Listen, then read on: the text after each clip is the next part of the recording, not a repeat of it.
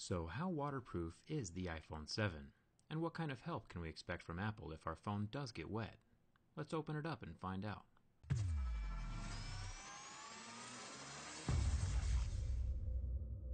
First off, it's important to remember that Apple never said that their phone is waterproof, just splash and water resistant.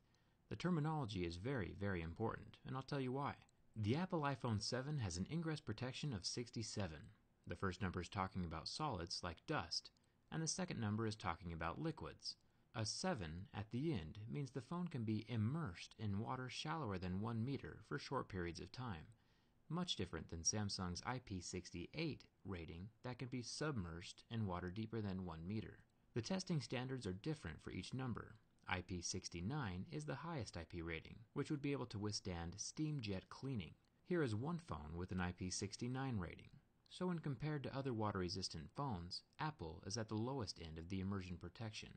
The most important thing to remember from this whole video is that if your phone does get wet, it is not covered by any kind of warranty whatsoever. It is written pretty clearly on Apple's website, liquid damage not covered under warranty. There aren't many ingress points for water on the iPhone 7, especially since Apple got rid of that headphone jack. Apple saved a significant amount of money by removing that hole and not having to waterproof it. I'll be talking more in depth about that headphone jack in a future video, so buckle up for that. Let's start with the biggest hole in this phone.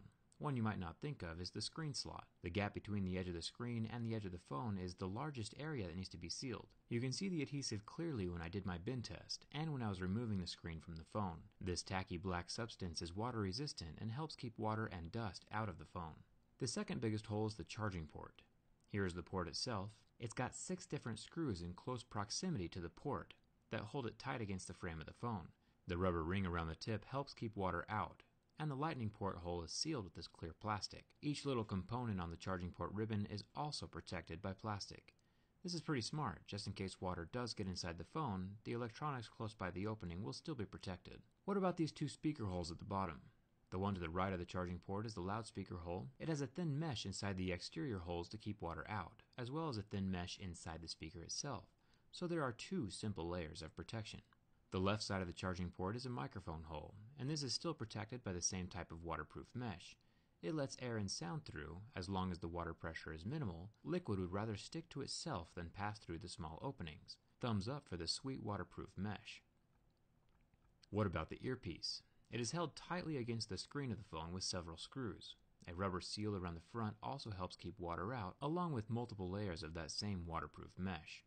There is even mesh on the back of the speaker, just in case. So what is keeping water out of the side buttons? The power button internal housing is here along the edge. I pop off these 2 screws, and normally there would be some kind of rubber sidewall between the button layers and the side of the phone, but it looks like Apple is just hoping that these really small holes work in their favor.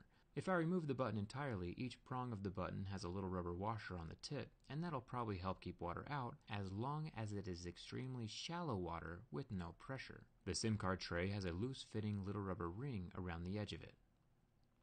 So how will Apple be able to tell if your phone has been wet? Right here on the motherboard is a water damage indicator.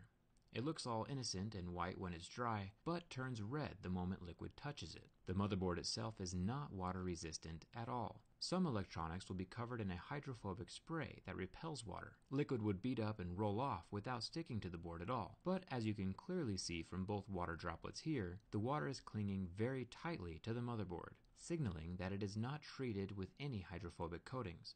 So if water gets in, water will kill it. So if you use your iPhone as your daily device, I would strongly recommend that you still avoid water. Just think of that IP67 rating as an added layer of protection, a slight peace of mind, but do not trust it with regular liquid contact. And definitely keep it out of a hot shower. Steam gets into more places that regular water will not. And if your phone gets damaged, it is entirely your problem and not Apple's. So what do you think? Do you trust Apple's water-resistant measures? If you want to see the slightly beefier water-resistant protections on the Note 7, go ahead and click the link up in the corner or down in the video description. Samsung even managed to waterproof their headphone jack. It's pretty interesting. Like always, my behind-the-scenes stuff is on Twitter and Instagram, so follow me there and you could be the first to see the high-end tech reviewed from the inside.